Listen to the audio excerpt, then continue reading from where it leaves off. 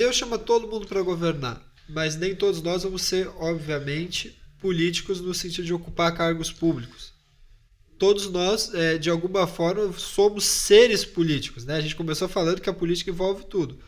Qual que é o papel do cristão na política? Né? Alguns vão ser políticos, e os outros? Então, aí é um grande problema, né? Porque a crítica que se faz aos evangélicos, aos cristãos na política, é que eles querem estabelecer um governo teocrático. E não é nada disso. O governo é de homens, mas com base em princípios morais, com base na verdade. Então, eu gosto muito da parábola do semeador, também na política. O que o cristão vai fazer na política? Vai semear a verdade, vai semear o bem. Vai trabalhar, por exemplo, contra o aborto, né? Porque o aborto é uma maldição. Vai trabalhar contra o desarmamento da polícia, o desarmamento da sociedade, porque as armas são necessárias para combater o mal, porque o homem é mau. Diferente da ideia de Rousseau, né, de que o homem nasce bom e a sociedade que o corrompe. Não tem nada disso. Essa visão rousseauiana, dessa cosmovisão pós-moderna, ela vai fazer com que o homem seja um irresponsável. Então o cristão vai dizer, olha, eu vou criar uma sociedade responsável, eu vou trabalhar para que a sociedade seja justa, que ela promova as políticas certas. Por exemplo, foi através de cristãos na política se criaram hospitais, o sistema educacional, escolas, creches, orfanatos, tudo isso foi influência política de cristãos. A monarquia inglesa diz que se não fosse o movimento metodista, a Inglaterra toda, né, o Reino Unido, estaria afundado, né, porque foi através do movimento metodista, né, o movimento cristão, que eles plantavam, além de igrejas, escolas, né, que isso ajudou a manter a base ética e moral do Reino Unido a partir de uma perspectiva cristã, né? Então isso é muito legal e interessante, né? Os cristãos sustentaram o Reino Unido. Isso é muito legal. E é muito forte que todo mundo está envolvido em política, né? A gente, hoje, é muito legal. Eu fui no posto de saúde para fazer um negócio, eu acabei nem fazendo no posto de saúde, mas nos 5, 10 minutos que eu passei lá, a gente estava na fila, entrou um rapaz falando assim, olha, eu quero me internar porque eu sou dependente químico, eu preciso ir para uma casa de recuperação. E eu ouvi o cara falando aquilo ali, e aí ele foi atendido, uma assistente social levou ele para um canto lá, e eu vi que estava meio que enrolando, não sabia o que fazer com aquele homem que queria se libertar das drogas, queria ser internado no lugar. E aí eu fiquei naquela situação, não podia, né, invadir o centro de saúde para ir atrás do cara e pregar, mas eu tirei o cartão do bolso, cheguei no segurança e falei, olha, esse cartão aqui é meu cartão de advogado, mas eu também sou pastor, e na nossa igreja a gente tem condições de ajudar esse homem. Se ele precisar de uma vaga e vocês não conseguirem fornecer, a gente consegue fornecer uma vaga, consegue achar uma vaga para internar ele. E aí já entrei em contato com os irmãos responsáveis por essa área de assistência social aqui na igreja. E fui embora do posto de saúde sem ter feito o que eu queria ter feito no início, mas feito aquilo que Deus me colocou ali para fazer. Amém. E aí deu 15, 20 minutos, o assistente social me liga, o cara não tinha telefone, conversamos e encaixamos ele numa vaga.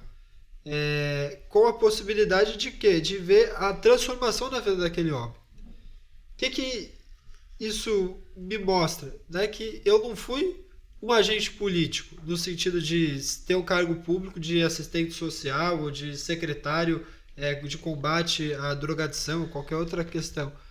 Mas eu exerci o meu papel de governo na sociedade, percebendo uma necessidade da sociedade e me posicionando. Né? Porque existem momentos que e eu creio que Deus faz também, a gente prega o evangelho e a pessoa se converte e nunca mais usa drogas. Mas existem momentos que a pessoa precisa de uma rede de amparo maior, ela precisa ter um abrigo, ter uma casa, ter um lugar de transição.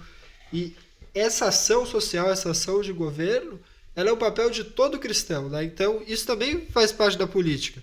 No sentido de eu não relegar isso para o Estado, né? De eu não achar que isso aqui não é responsabilidade minha, isso aqui é o Estado que faz. Eu acho que isso é uma inversão também, né, da compreensão da política. A igreja, ela tem o papel de responder aos anseios sociais em tudo aquilo que a sociedade carece. Então a gente precisa de uma vaga de alguém para a pessoa ser internada, passar por uma reabilitação, a gente vai atrás disso. Agora, a minha sociedade precisa diminuição da violência. Como é que eu vou fazer isso? Eu vou fazer isso orando, jejuando, clamando para a minha sociedade ter paz, mas ao mesmo tempo fomentando iniciativas políticas com uma visão bíblica que eu sei que vão reduzir a criminalidade, né? Então eu vou buscar que os justos governem e que não se tenha o culpado por inocente nem o inocente por culpado, né? A gente vai implementar a visão bíblica de que as pessoas elas têm que ser responsáveis pelos seus atos, né? Aquilo que o homem planta, ele vai colher. Então, e a gente tem que entender que isso é o nosso papel na sociedade, não aceitar essas ideias. E uma ideia também que muito fala, não deve misturar religião com política. Não é esse o ponto. Toda ideologia é uma espécie de religião. Eu posso dar um ponto aqui, se vocês me permitirem? Gente, falar até pra câmera. Eu queria água, se a galera da produção pudesse. Gente, a gente sabe que é polêmico falar sobre política no meio cristão. Poxa, eu sinto na pele, eu tenho, né, a gente convive com as pessoas, você que tá me ouvindo também. A gente sabe a quantidade de polêmica, de divergência, de irmãos que falam que já não querem ir mais na igreja, ou até mesmo às vezes se afastam, teoricamente, do evangelho, quando o assunto é em relação à política. E muitos, inclusive, defendem que a gente não pode discutir e falar de política. Só que qual que é o problema disso? E eu falo isso porque, principalmente o pessoal da minha idade, até a idade do tio, um pouco menor que a idade do pai, vai dizer, não, igreja é separado de político, Estado é separado da igreja. E aí citam argumentos. E por um lado pode ser verdadeiro? Pode. Mas é aquele ponto, como a gente vai se calar em relação à questão do aborto? Como é que a gente vai se calar em relação à questão das drogas? A gente conhece quantas famílias, se a gente chega para uma mãe que perdeu o filho por causa das drogas, né? Se a gente chega para uma mãe que, poxa, quem vem à igreja sabe o quão difícil é para uma família que tem um familiar que está perdido nas drogas, um familiar que está perdido em questões ideológicas, e isso é muito difícil. Então é aquela frase, o problema não é o barulho dos maus, mas sim o silêncio dos bons. Então a gente como cristão, mesmo que realmente seja um assunto às vezes desgastante de se falar, que gere discussão polêmica, até às vezes inimizade, a gente tem que pensar por amor ao próximo também. A nossa voz como voz de Deus na terra faz a diferença. Então é importante sim a gente bater em teclas contra o aborto, contra a legalização das drogas, contra a ideologia de gênero, contra a liberdade de a favor da liberdade de expressão. Então só concluindo aqui, se a gente abre a internet, se a gente abre o YouTube, cara, se tem um pastor que expressa a sua opinião política em determinado candidato, não importa se é direita, centro ou esquerda, já vai uma massa de ataque contra essa pessoa, falando, você não pode falar de política, olha isso, mas é muito importante entender que se a gente não defender o aborto, não são as pessoas... Se a gente não for contra o aborto... Tô quase me atrapalhando aqui. Se a gente não for contra o aborto e contra a legalização das drogas, não vai ser a pessoa que é abortista e a favor da legalização que vai defender. Então, se Deus nos colocou no Brasil, na nossa sociedade, é com o papel de levantar a bandeira contra o aborto, contra a legalização das drogas. Né? Se você abrir a internet, escrever... Contra a discriminação religiosa. Porque concluindo, daqui a pouco você não vai poder mais pregar o evangelho. Não, e concluindo, abre a internet e pesquisa homens que transformaram a humanidade que quase foram abortados. Você vai ver. Então a gente tem que ser sempre a favor da vida, mesmo que seja isso um assunto polêmico, seja no seu colégio, na sua faculdade, na sua célula, ou grupo de convívio, no ambiente que você frequenta.